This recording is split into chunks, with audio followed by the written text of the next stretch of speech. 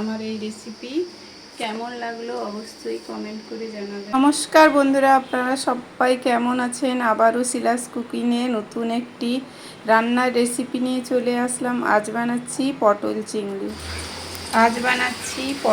চিংড়ি। একদম সিম্পল এবং গ্রাম্য পদ্ধতিতে আমরা যেভাবে বানাই। আলু আর পটলটাকে দেখুন ডোমো ডোমো করে কেটে ভেজে নিচ্ছি একদম লাল লাল করে সুন্দর করে। আর এখানে দেখুন 250 গ্রাম চিংড়িটাকে খোসা সুন্দর করে ছাড়িয়ে নিয়েছি। আর এখানে বেটে রেখেছি টমেটো, পেঁয়াজ, আদা, রসুন একসঙ্গে বেটে নিয়েছি।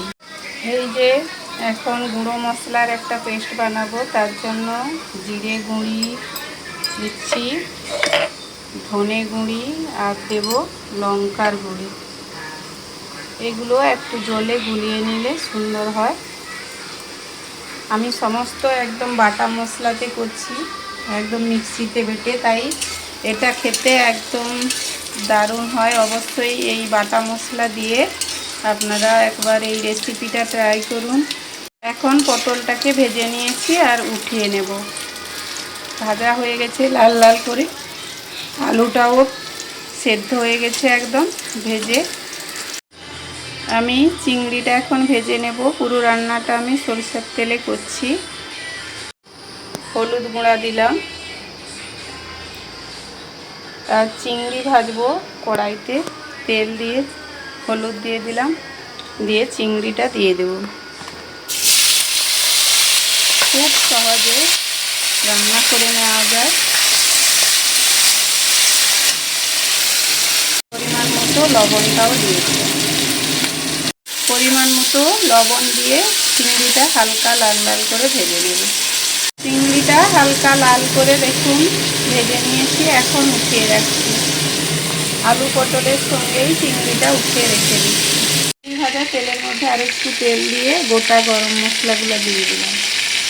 বেটে রাখা টমেটো, পেঁয়াজ, আদা, রসুন একসঙ্গে বেটে নেওয়া মশলাটাও দিয়ে দিলাম, দিয়ে ভালো করে কষিয়ে নিলাম।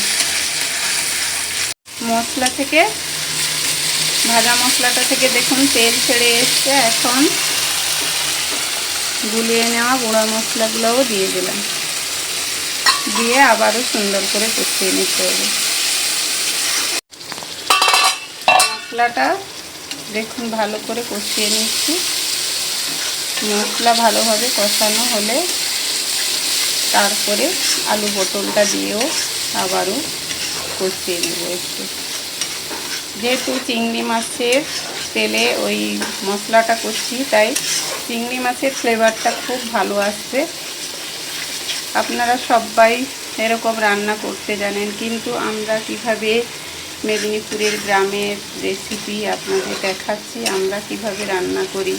প্রত্যেক মানুষের একটু আলাদা আলাদা রান্নার স্টাইল আছে, তাই আমিও আমার মতো করে দেখাচ্ছি। যদি ভালো লাগে প্লিজ চ্যানেলটাকে লাইক, সাবস্ক্রাইব। মশলা থেকে সুন্দর একদম তেল ছেড়ে গেছে দেখুন। এখন ভেজে রাখা চিংড়ি, পটল একবারে দিয়ে দিলাম, দিয়ে ভালো করেও আবার একটু মশলার সঙ্গে কষিয়ে নেব, যাতে সমস্ত কিছু ভালো করে মশলার সঙ্গে মিশে যায়। দেখুন কত সুন্দর সাইড থেকে তেল ছেড়ে এসছে। আর আমার আলু পটলটাও ভালো করে কষিয়ে নিয়েছি 5-7 মিনিট ধরে আরও মশলার সঙ্গে। এখন ঝোল বানানোর জন্য জল দিয়ে দেবো। যেহেতু বাঙালিরা ভাতের সঙ্গে খায়, একটু তো মাখা মাখা সবজি চাই, তাই পরিমাণ মতো একটু জল দিয়ে ভালো করে ফুটিয়ে নামিয়ে নেব। এখন উপর থেকে একটু ধনেপাতার ডাঁটিগুলো দিয়ে দিলাম। আর আমার রান্নাটাও কমপ্লিট হয়ে গেল। এখন নুন মিষ্টি একটু দেখে নামিয়ে নিতে হবে। আমার এই রান্না আপনাদের কেমন লাগলো কমেন্ট করে জানাবেন। আমার কমপ্লিট হয়ে গেছে, এখন নামিয়ে রাখবো।